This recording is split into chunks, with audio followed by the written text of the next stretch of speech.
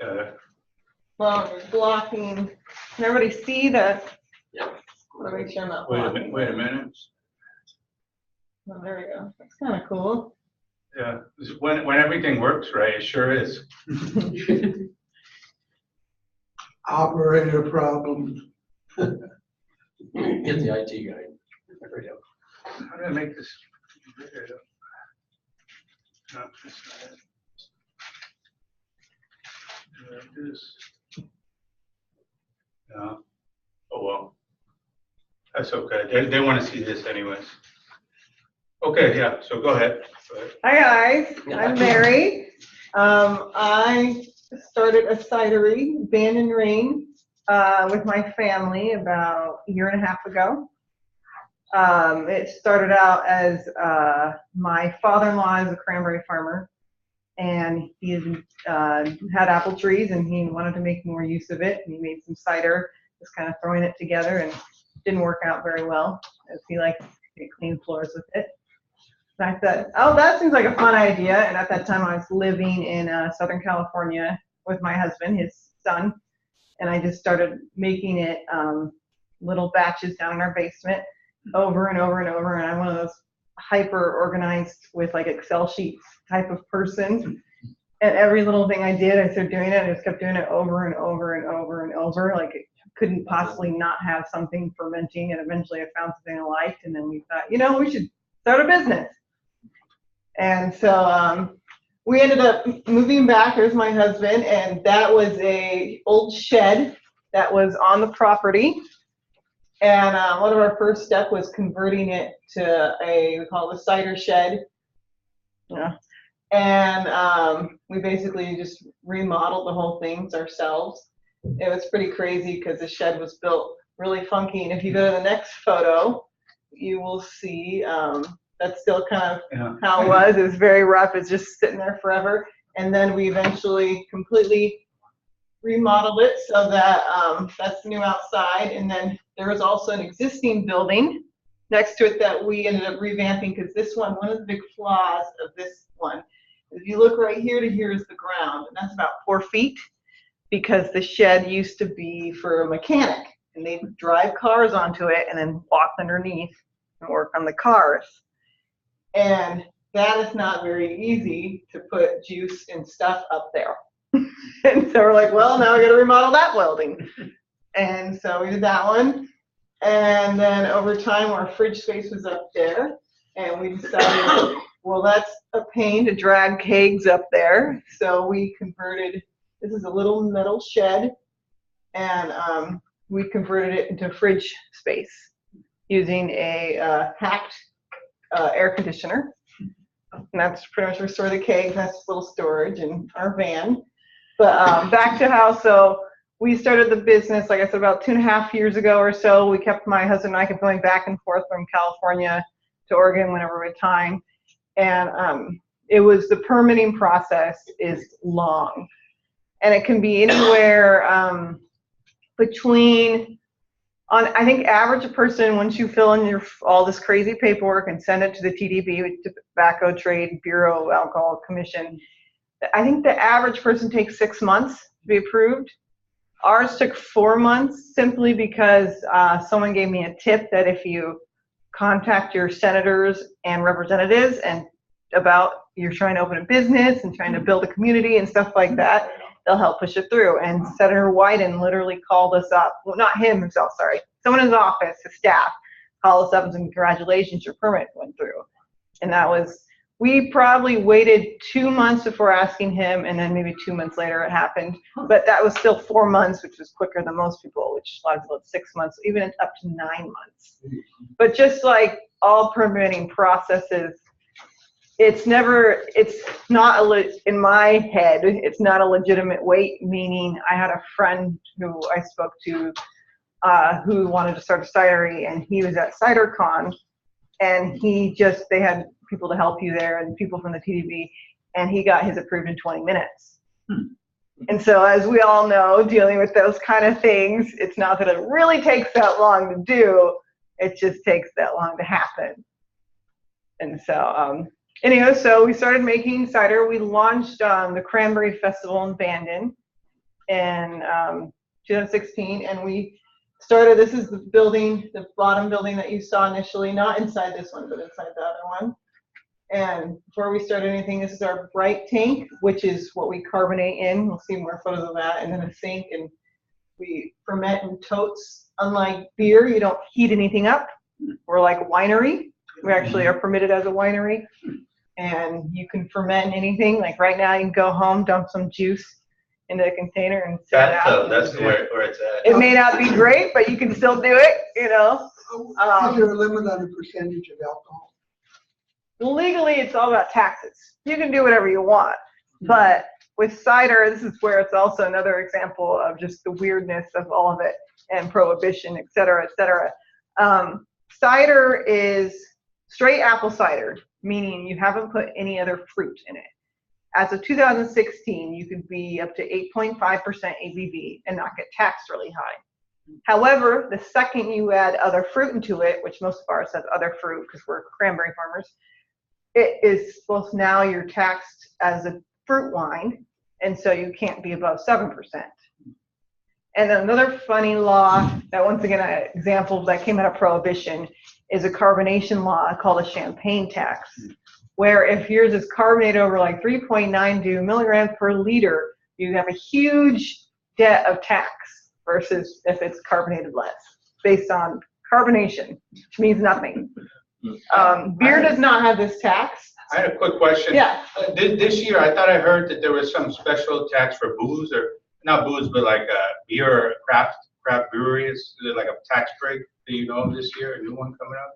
I don't follow beer rules because we are cider. Or wine. Well, that's, I mean, it changes constantly. Yeah. The Cider Act, which was, I think, literally before 2016, all cider couldn't be over 7%, or their tax were. I mean, you could have it be 20 billion%, but you're taxed the roof. So that's why it used to be everything says 6.9 on the bottle. But the Cider Act went through, which was great, and it made it so straight cider versus fruit wine, which is cider that has any other juice in it, now it's up to 8.5, and they also can be carbonated more and not get the champagne tax. Could you sell a carbonation unit separately? Sell the juice and then sell a carbonation unit? So it just kind of carbonates? No, we carbonate in that giant tank, and we're in kegs. So technically, though, any home brewer or anyone could easily get a keg and a CO2 tank and stick it together and start carbonating. We'll go through the process. So this is our keg washer, and I have this picture, I think it's kind of funny. I started out with that, which is my father-in-law got some old cranberry pump and into a bucket, and I had to physically hold up these are little kegs we started out with, which are 5.2 gallons. Hold it up against the sink, prime the little pump in there, and shoot through, and then shoot through the keg. And then I can like dump it out and then put a different sanitizer. It's like a 6 process for cleaning it, a caustic, and then a rinse, and then a sanitizer. And it was so bad, and it started when I grabbed it and shoved it off, sort of electrocuting me a little bit. And so I called the guy who got us that bright tank, who's really great, out of Portland, and like, I know we talked about getting a keg washer. I need it right away. He goes, how soon? I'm like, if I could have gone back 2 months, first thing I would have done is ask for a keg washer. And he's like, well, I have a whole bunch that I'm building for someone else. I can just give you one. I'm like, well, not give me, but you could purchase that one. And I'm like, awesome. How soon? He's like, tomorrow. I'm like, I'm in my car. And I drove up to Portland, threw it in the truck and drove it down, and sat right there. That's, it's all manual, meaning there's every lever. Every time you go through each step, you have to twist one lever. You do the wrong lever, it'll go the wrong way, or do something. It's now to the point where I don't even think about it. I'm just like, go, go. Where before, forever, constantly you put it in the wrong place or thing, and it'd shoot over here and you'd ruin everything. Like the big thing we say is one has caustic in it, one has no rinse sanitizer. And if you accidentally blow the caustic into the rinse sanitizer, you got to start all over again. You got to drain them and then redo the water. And because that's the stages, basically you rinse, and then you do caustic, and then you rinse again, then you do sanitizer, and then you shoot it out, and then you do CO2. And there's 2 kegs at a time, you load them up there, and it takes maybe about 9 minutes per We're out of kegs. What kind of sanitizer? Is it UV? Do you use peroxide? It's like an acid sanitizer. It's very strong. Like one? Like I think it's PA, it's no rinse acid sanitizer. Oh, okay, so it's probably like one, right? Well, one or two. pH. It's all I know is I always wear goggles when I'm using it. Yeah. The rule in the cider house, it's hard when you're a family business, sometimes people get slack about That would never safety. happen, right, Bob? And especially my father-in-law, the few times he's had to use it, I've had to have been like, Gary, you gotta put on gloves, you gotta wear eye protection. This gets in your eye, you're blind. And he's like, oh, I use fertilizer all the time. Like, seriously, if this gets in your eyes, you're blind. And so we always do, the big goggles and the gloves, and you put it in. And once it's diluted, it's fine. It's not ideal if it gets in your eye, but you're not blind. But we try, as much as we can, always wear eye protection. And you can kind of see behind that, will be another kind of odd picture. That's a bladder press where we press apples in. And it's a big stainless steel thing. And you put a bunch of mushed up apples in it. We now have a real one. This is an older picture. But that right there is a makeshift wood chipper. And when we first started out, we'd crush the apples in there, shove it through the wood chipper, and then it's this mush. Then you take the mush and you shove it in the bladder press, and then it squeezes out. You run a hose in and it squeezes out, and that's how you get juice. And we do small batches like that. We don't do all our stuff like that. I gotta go to the next photo. So you wash the kegs. There's my husband Trevor. Just wanted a picture of himself in there. Wanted to say hi. Hey, how's it going? You see behind him, those are the totes that we're fermenting in, and now we have about 9 going at all different levels, and they're each fit about 250 to 275 gallons per tote. And that's a party right there. So these are some apple blossoms. It was hard. 2 years ago, we had great apples that we pressed ourselves. We try to use as much as we can of our own stuff, and then when we can't, we get sent to us, out of the Hood River, Prosser area. And this is this year, but last year was really bad because there was maybe in late spring, there was a hail, and crazy hail, and it just killed all the apple blossoms. And it's one of those things, you just saw them all like travel the ground, and we were all like depressed. And we did our community apple where we went around town like, hey, you got any apples? We'll press them and take them out. And everybody was saying, we just don't have apples like we normally do. We just don't have it. Normally it's crazy amount we have it. But this year, it's because of that hail. So we go to the next picture. It's just that was this year. It's my father-in-law, Gary, and my husband, Trevor, and then we were just picking apples. It was funny. One of our neighbors, we went to his house, and he's the one. He didn't know what the apples even were, and we couldn't figure it out. They were these small, woody apples, and he's like, but you can have all you want. And that's the thing with cider apples versus dessert apples that you normally get at the store are very different. Cider apples, a lot of times, they're not edible. You don't want to eat them. We use mostly dessert apples, though, because honestly, I personally like the flavor profile of it better. But traditional cider apples are very different. We go to the next photo. I think it's just more apples. Yeah, more apples. More apples. Nice. So this is the cranberry farm. This year when they were harvesting. And once again, we try to use as much as we can of our own stuff, and then when we can't, we get supplemented. As many of you know, maybe around here, Bandon is a town built on cranberries. So this is just down the street. And then we also produce, probably going to have it out in about a month, gorse cider. You're not familiar with gorse? Anybody raise your hand if you know what gorse is? No. Everybody No, knows. I- Yeah. Well, it's funny. The first time we made it, we did it as kind of a joke. And people loved it. And we're like, oh, no. Because picking it is just terrible. And as you see here, that is Trevor taking a needle into his finger and picking out. He didn't use the gloves? Gloves did not help. Oh, We use gloves. Okay. You Yeah. still got jabbed all the time. I got like a double glove setup. I never get hit anymore. So No, we use usually a rubber glove and then a gardening glove over it. Yeah. And then it's hard because that blossom is so delicate and it's windy. And so I had right around the time it was blossoming, and you see the giant little pointers, those nice little things there. When it was blossoming, I go to Trevor and I set out 4 or 5 days, and I said, all you're doing today, and I just hand him a 5-gallon bucket, fill this with gorse. The next day, just fill this with gorse. All day, he'd be picking it. And it'd take that long. You can't like shake it? No. Oh, too Then you bad. get, all you get is like bugs then. Oh, okay. You know, you gotta be careful of that. And what we did with the gorse blossom is we produced kind of a wine type thing, fermented it down. I actually had to use, for that part we did cook for the gorse, and I cooked it on some old crab pots and heated it up. And we did about 100 gallons of it right now. That's still it's still aging a little bit. We're gonna blend it in with some apple base in a couple weeks, and then we should have about 300 gallons this year with it, and I'll see how it turns out. So this is another funny story.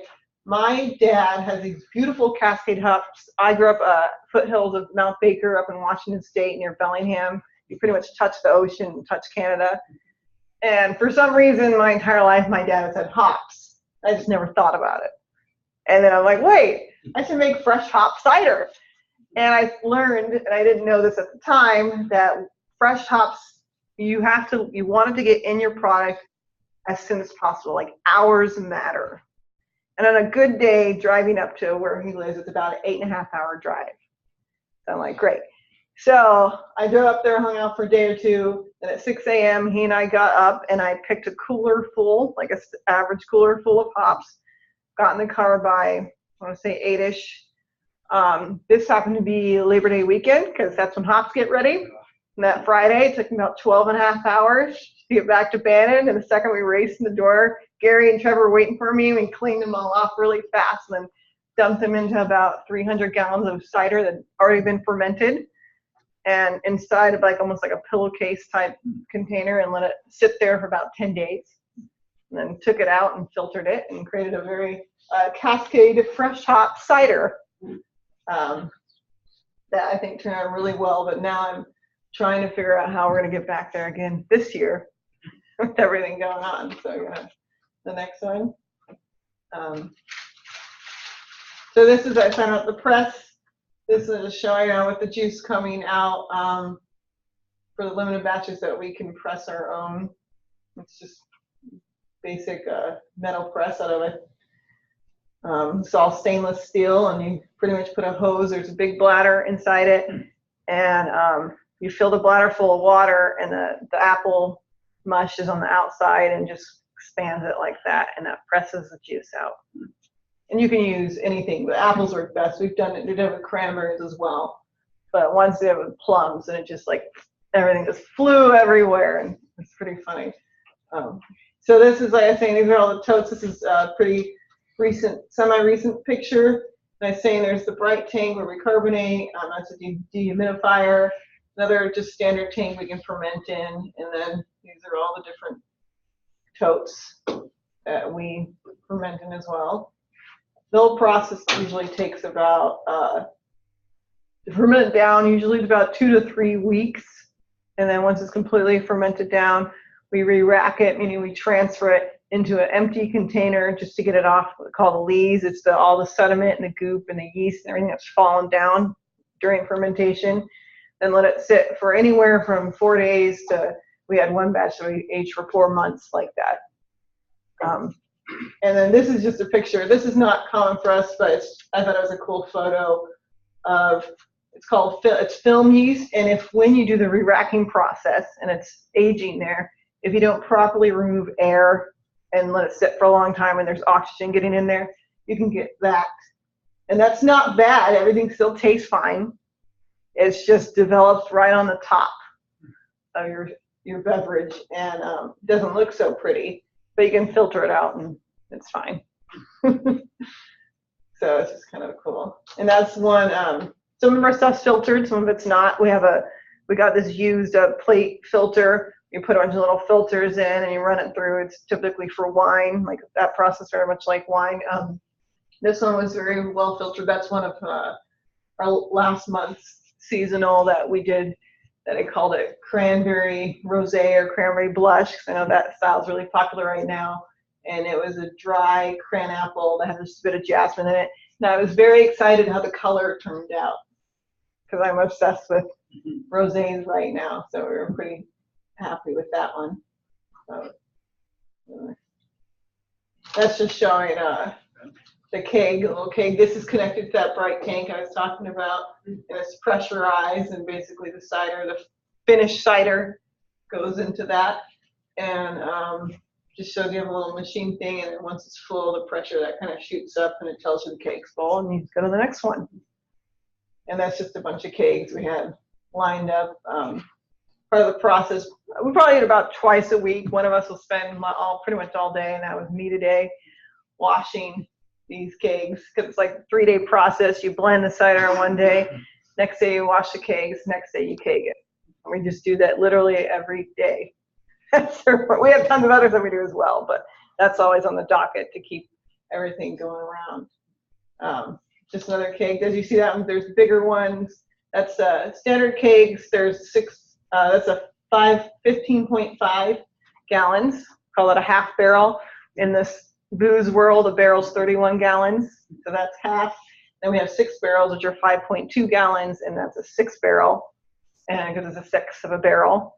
And like our bright tank is a 10 barrel system. So essentially 10 times 31 is how many gallons? Are like essentially 300. So, goes from there. And then this is my husband made the tap handles. This is before they were finished. Just got some wood on the farm and got like a jigsaw and shaved it up and kept polishing it. And it was a whole process that he doesn't love, but someone's got to do it. It's the final product. And we also bought from Amazon that's burnt on. We got the little thing to see, and he just stood there, and a bunch of C's and a bunch of I's, and did it for a couple days. And Hey, so now he can do it much more elaborate. We have a laser cutter engraver. oh, cool. Good. So There you go. there's one of our cats. That would make a great marketing Yeah. video right there. So once everything's done and good to go, we self-distribute in part of the state, and other parts of the state Point Blank distributes our stuff. So how it works is it's territory based, and we also have another small distributor up the coast. So one distributor handles basically Florence through Astoria, just on the coast, and he comes every Wednesday and picks up what he needs and then drives it wherever. And then we have another distributor, a bigger distributor, who handles the Portland, Bend, Salem area, Hood River. And basically, whenever we have enough supply, we put it on a couple pallets, so they're full kegs, and forklift it out to the road and wave goodbye, and who knows what happens to it. This one of the challenges we are is, like, you can see this road too. We go over here, and this is like the main road, Bates Road out in Bandon, which unfortunately is a dead end road, small road. And then you get to the house, and you have to go down that about 50 yards, gravel, narrow. So that forklift you just saw has pneumatic tires from 1962, but it runs really well. And we take it down that gravel road every time we get a shipment, and we carry those kegs down, and we park it right at the end of the driveway and wait for the truck to come in, and we wave hi to our drivers, and we know very well now, and then pull out onto the main road and forklift it in. When we first started, before we knew those drivers so well, we've had sometimes the driver would come out there and kind of freak out a little bit, because even though we didn't tell them to come down here, they were still a narrow road that's a dead end. And they'd be like, how do I turn around? I'm like, I think if you go like a half mile down, there's like a field or something. But now our drivers are great. They know how to back up. They can back up just where we are. They don't think about it. If we're really busy, I can call them up and be like, I can't sign the paperwork. Can you just throw it out in the driveway? They're like, oh, okay. I'll throw it out there, and then when I get home, I'll drive up the forklift and take it back. And this is kind of funny. So here's our van. This is no longer our van because I have the worst luck with cars, and I auto-frauded it. It's a Ford Transit.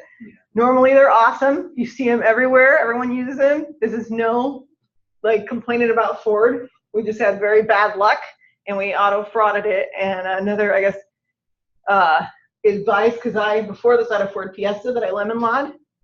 So I'm very well educated now on vehicles being messed up when it's not your fault. So any advice, if you have a vehicle that has been in the shop for the same problem, even if you bought it used multiple times, it's worth talking to a lawyer, and these lawyers, they don't charge you anything because they won't take your case unless they know they're going to win. It's about a 6-month process, and it works. And so now we bought, we traded that in about 2 weeks ago, and we returned it to Ford in Eugene, and we got a Mercedes cargo van, because we did tons of research, and everything kept saying the #1 transit van was the Mercedes, but you know, it's Mercedes. The #2 was that. And we looked at them again, and we're like, I just can't get another Ford. I've lemon lawed 2 of them in the past 2 years. If the 3rd one goes bad, what's gonna happen? Like, can you lemon law a 3rd Ford? I don't know. It might seem suspicious. So we got a used Mercedes cargo van, and so far works great. But it's been about 2 weeks. So next up, that's me at one of the festivals. That's kind of the last step is everything either we deliver locally, or it goes to the distributor, or we go to festivals. Because we don't really have an official storefront. We are licensed to do growler fills and tastings, but we don't have like normal hours, and it's one of those things I just say, hey, call me up if we're home. I'll show you around, you know? But I'm not gonna like sit in our little house from like 4 to 8 every Friday and wait to see if somebody shows up. So, you know, most of the time we like festival a lot because you get to talk with the public and really see what they like and don't like. And you want to go to the next one and see the whole family. This photo is actually our first festival that we did. That was the Cranberry Festival I was mentioning about a year and a half ago. That was our first thing. That's the presentation of 4 of us, so pretty much it. We started out with our cranberry apple and a straight apple, and the apple never really sold, and the cranberry apple took off, and so we pretty much just stopped making the straight apple. And the cranberry apple is probably about half of our sales. And then we have also, we added on to it, we have a peach and a blackberry and a raspberry that are kind of our 4 main flavors.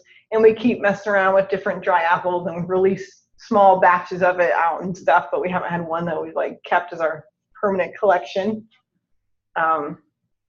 And that's about most of it, but here I wanted to hand out, I also brought samples. We have these little growlets.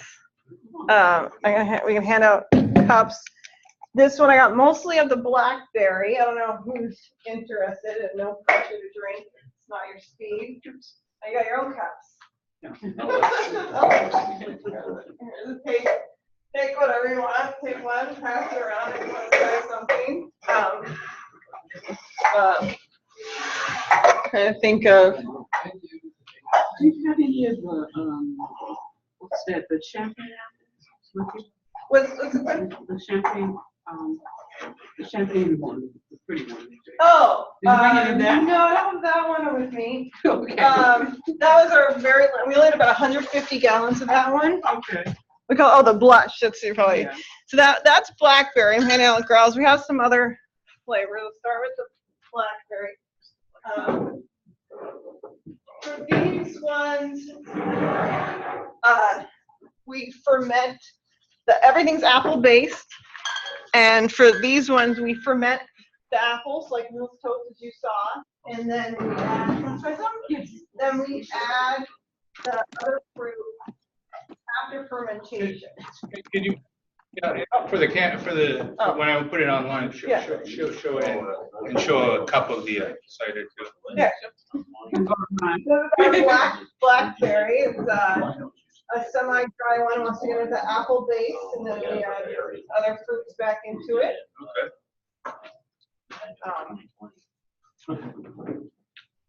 We also have other. Oh yeah, please. Of course. Let me get some cups over there. Yeah, there's often cups there. And then we have some other, some sample bottles.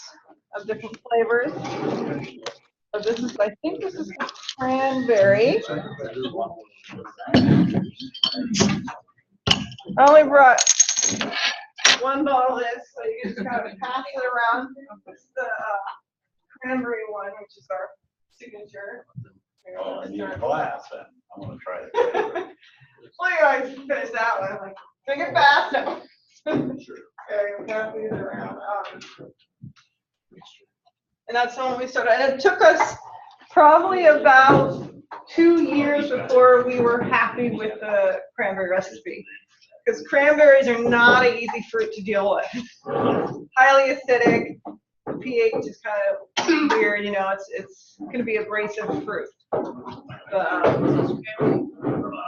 that's the one you can find like on tap around town and always in it.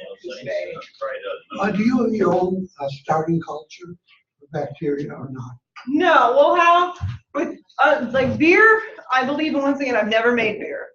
Beer, I know people reuse yeast. You don't do that with cider, and I believe you don't do that with wine. We pitch the yeast. We pitch the yeast free or fresh, new every time. So we have a dry yeast, rehydrate it, dump it in. It's like, I believe that's pretty much how wine does it as well. Once again, I don't make wine, but I don't have a background in science at all. In case you haven't figured that out, I actually worked in television production for 12 years.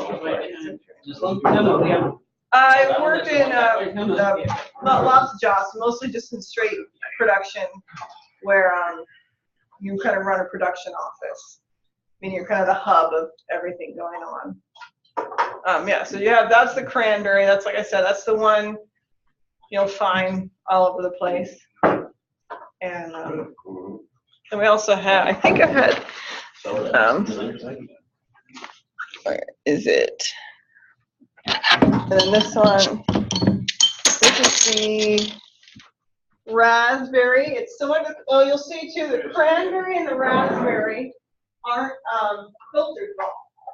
The blackberry is filtered. So if you look at them, the cranberry and raspberry are quite a bit more cloudy. I mean, the blackberry is very dark. It has a slightly different mouthfeel, kind of a drier, lighter mouthfeel for the filtration. Our peach, I didn't bring our peach today, but our peach one is highly filtered, and that one you saw, the pink one, that one was highly filtered as well. Whereas you see, we've noticed with filtration, it doesn't directly affect the flavor, but it does affect the texture and the mouthfeel of it. And like sometimes a highly filtered one, not so much be waterier, but it might be lighter than the other ones, might be a little heavier. But it's really all a matter of your preference. Most ciders you get on the market are quite filtered. So it's hard to find unfiltered ones. We aren't in bottles at all. We're only in the kegs. Bottling is a whole other procedure that you borrow with us. That's when you get a bottle. You get a bottle. It takes a lot of labor. It's very labor intensive. You also have to pasteurize. And kegs are not pasteurized. They have to be kept cold. So it's a whole other spielio that we don't have time to do because it's just, you know, really a couple of us. So how does a gorse taste? I'm curious. the gorse, it's a weird thing. When you pick a whole bunch, you can smell it. Very kind of coconutty. But then when we kind of cook it down, it gets kind of beany because it's technically a legume. But as you ferment it, it's kind of citrusy. But the last time I taste tested it, it had a lot of melon flavoring to it.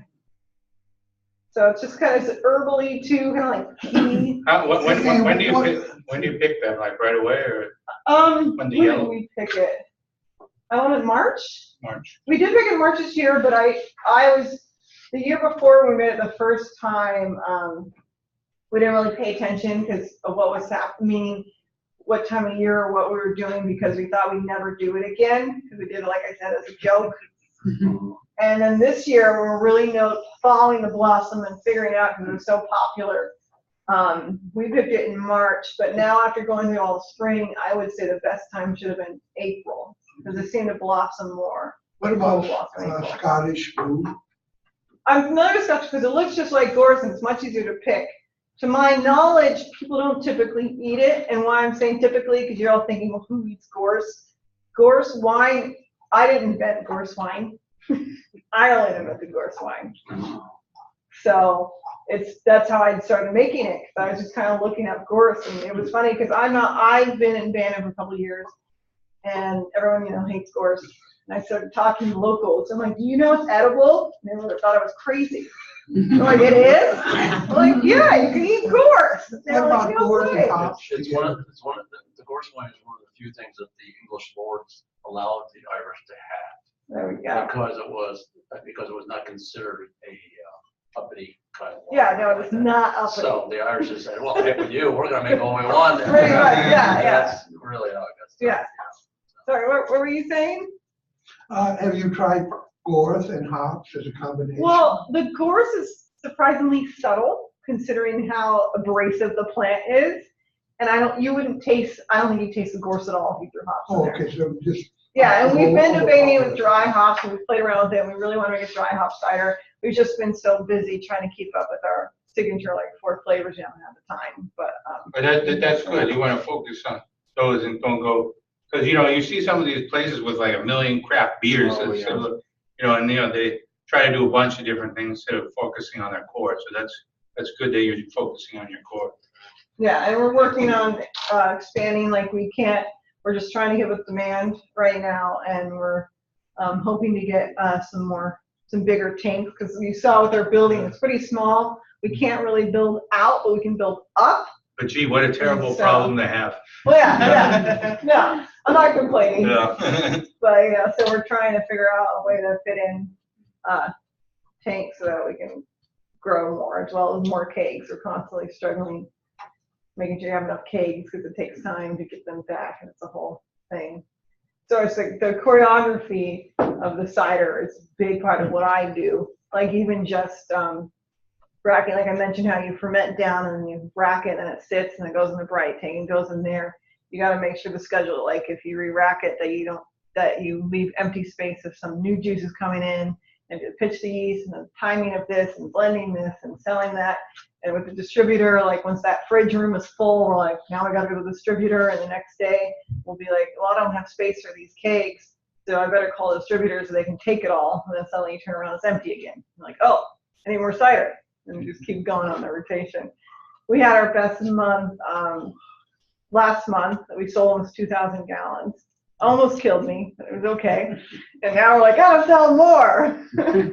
And so we had our fridge space. Now it's filling up again, but for 3 days, it was almost all completely empty, which makes me very nervous, because I'm like, we don't have any cider. So. What year is this now? Are you guys on?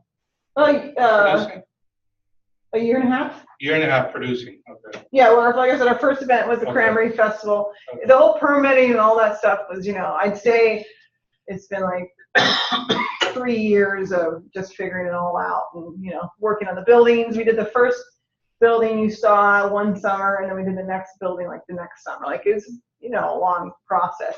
And we were going back and forth between California and Oregon, and took a while before we did the whole jump where, we sold everything and packed it up and officially started the cidery and focused on it.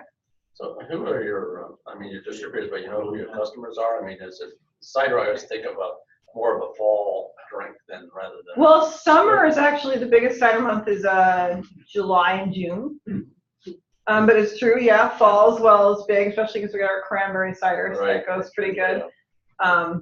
It is interesting. Part of making cider is you do have to educate people. For example, I called a bar in a small town that won't be named, because I think it's the only bar there. And I called the owner, and I did my little pitch, and slowly as I was talking to her, I realized she did not know what cider was. Wow. And she owns a bar. Exactly. And there's one of those things I'm like, it's fermented. And you're like, You could just say wine, cranberry and then wine. they would understand a keggy, and because it has to have a tap, and I'm like, never mind.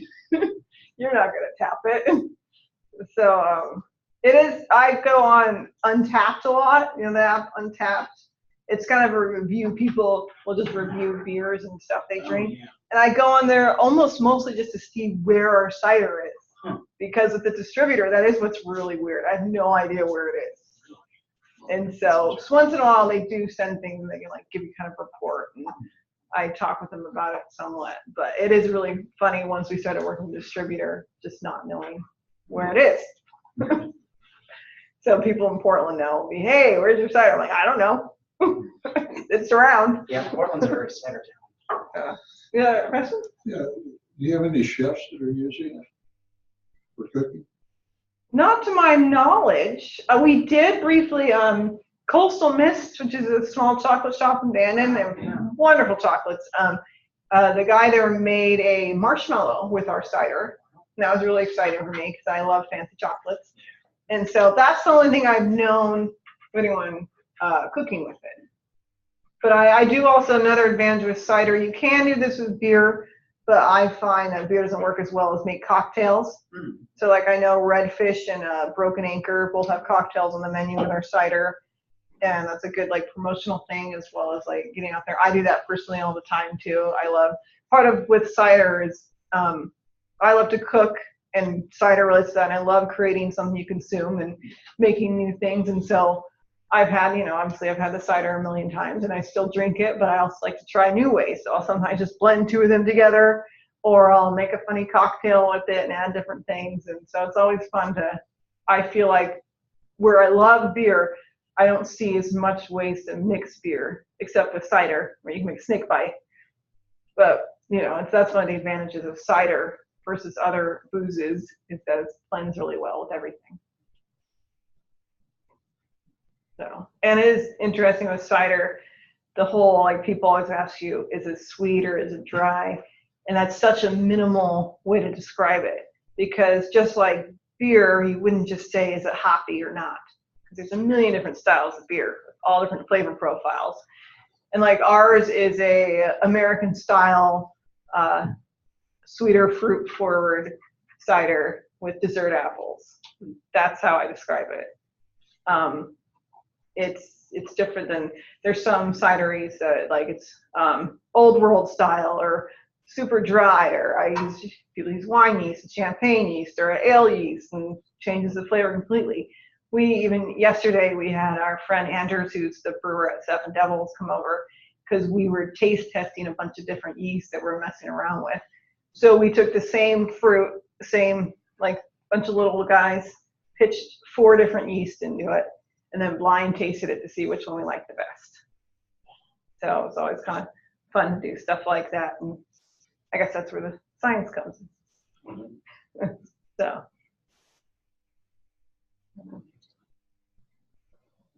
Any other questions?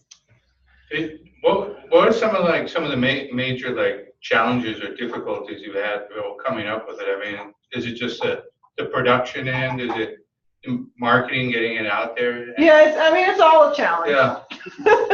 I mean, having a distributor, signing on with a good distributor, that's helped a lot, because people have asked like who your competitors are. And the cider world is amazing. We're so small, everyone embraces everybody. Nobody's like, you know, we all want to work together. Where when we first started out, you know, we're independent and we'd go to bars and stuff like that and try to pitch the product. The big distributors would get mad at us, and they were our competition. So I'd look like I knew what they were distributing, and I'd walk into a bar and I'd see the line and be like, oh, that's so-and-so's line. You know, I'm like, oh, okay. And so you would know who you were dealing with in that reference. I think it's a good time because, you know, there's only a few cider people I see on TV, like the hard ciders and the apple Angry Orchard and things like that. So I think it's a good time. Plus, didn't cider used to be the most popular drink in the Oh yeah, that too. What I hate is all fad things. Cider's a fad. Like what? America was built on cider. Yeah. It was not a fad. Way It's still before not a Scotch fad. and whiskey Yeah. and all that. Yeah, because I mean, beer didn't get popular until after World War II. You know, it's just ridiculous to say that. During the Revolutionary times, Yeah. cider was. And then so then Prohibition happened, and all these people couldn't sell their cider apples anymore, so they ripped down all the orchards and started doing grains, and then beer came about. And, you know, it's just, it is crazy to think how back in the day it was all cider. Cider, what is the balance, men and women who like it more, is 50-50? Well, I mean, there's still the stereotype that it's a woman's drink. I think that comes from the whole stereotype of men drinking beer and women drinking wine. And I've literally Googled it to try to figure out why that is. Like, why does it seem like it happens? Why do women have beer and men, I mean, women like cider or wine, seems like. And I don't know. It doesn't make sense to me. I personally, I love beer. I love it all. But I mean, I gravitate towards beer more than wine. I can only imagine maybe it has to do with the color because it's like brighter. That's all. Maybe that's what people associate. No, with. it's all cultural. Oh, I Because, think- Yeah. It's cultural because the beer is usually considered the working man's or working woman's, a drink, sort of drink. And the wines, more on the next higher level for dinners and things like that. The sherries were more popular for the women for the afternoon, times.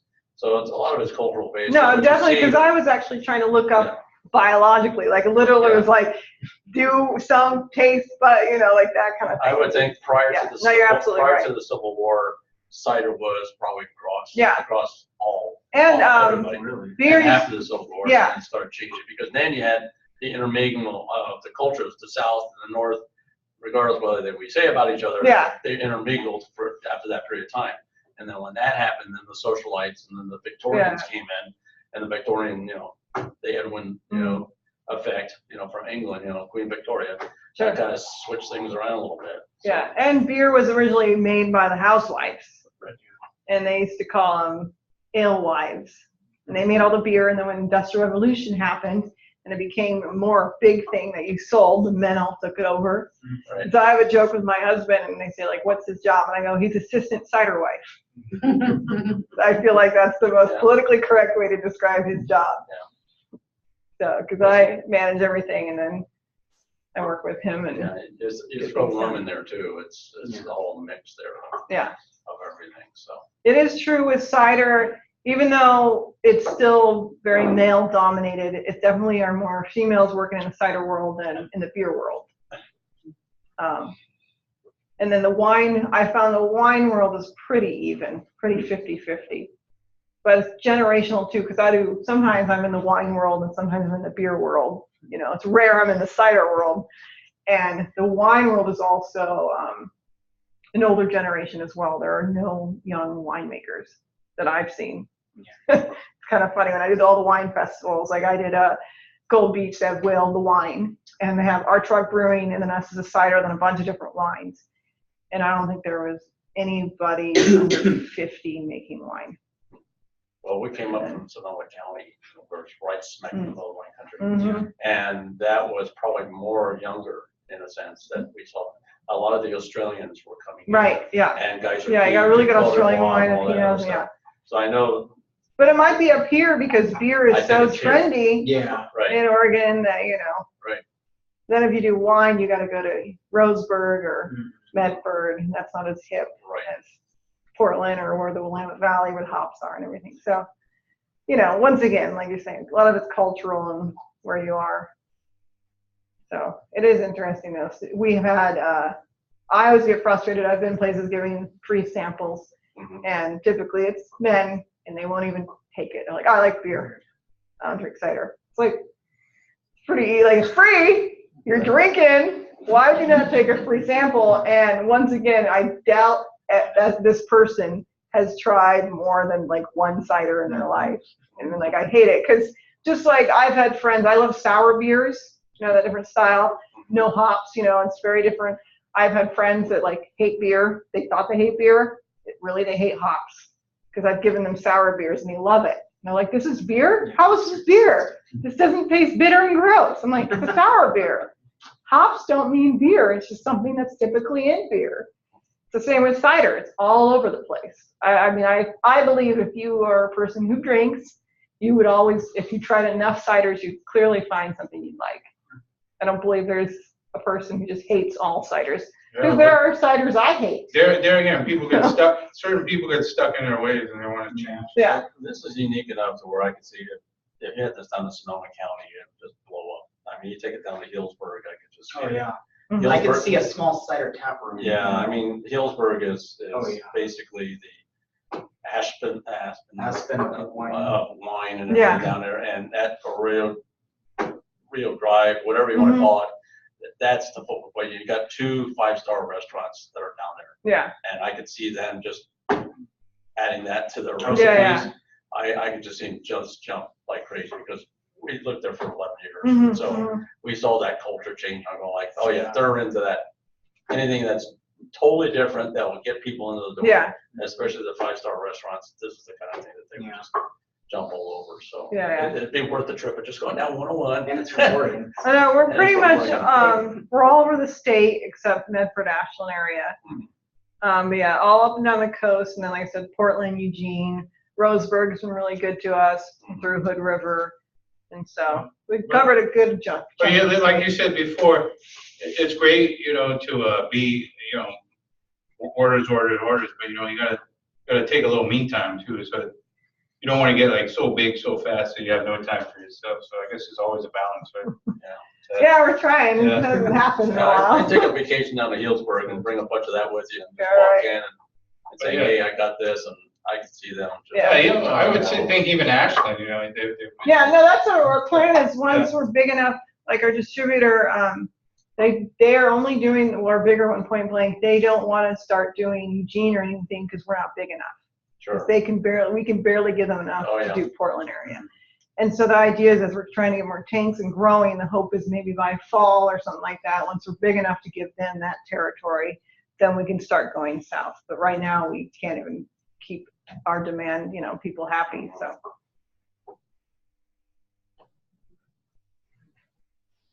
All right, well, that was a Yeah. great presentation, and you have a good product, and, Yeah. and, I'll put the video up, and, I'm actually gonna start, probably now, we're gonna put them on a YouTube channel of our own for the inventors. Sounds good. So, it'll be everywhere, not just through our website, but also through YouTube, so, yeah, so that's definitely what I'm planning on doing, and, yeah, Well, thank that's you one for. way of getting things around Yeah. it because, Sure. Yeah. this kind of thing, I mean, heck, I was just looking at some of the YouTube hits, some of them are 17,000 hits. Yeah, I'm yeah, like, yeah.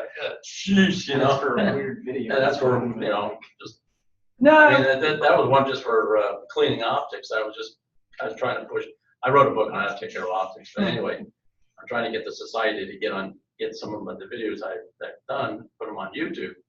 And they've been hemming and hawing, but I sent them links to other people who have done this, and one company called Living Scientific has 18,000 hits in the last year and a half.